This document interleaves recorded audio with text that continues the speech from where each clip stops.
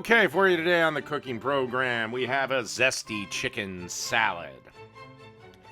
As you can see here, I've got 2 chicken breasts that I've halved up, or you can use 4 small chicken breasts, depends on what your butcher has. And you want to place them in a 9x13 baking dish. And now it's time to season the chickens up.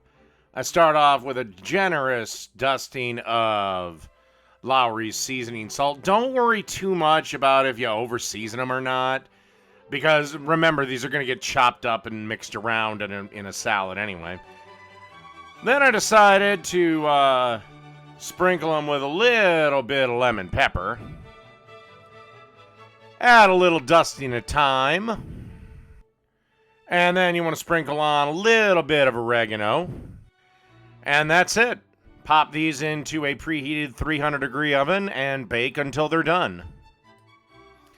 Okay, chicken's been rested and chopped up, and what I'm doing here is adding about 3/4 cups of mayo into the mix.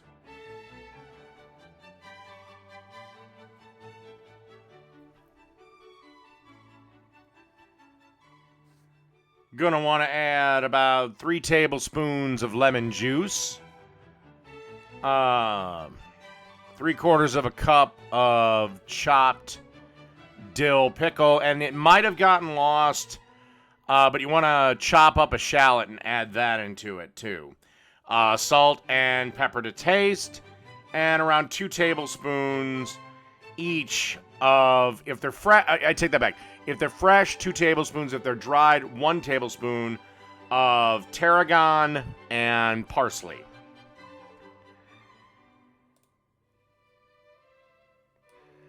Now, this is optional, but I decided to throw like a teaspoon of dill in there.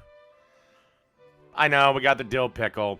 And then you just want to stir this around until it's all well incorporated. And unfortunately, like an idiot, I forgot to turn the camera on while I was assembling the sandwich, so all we have is the finished product.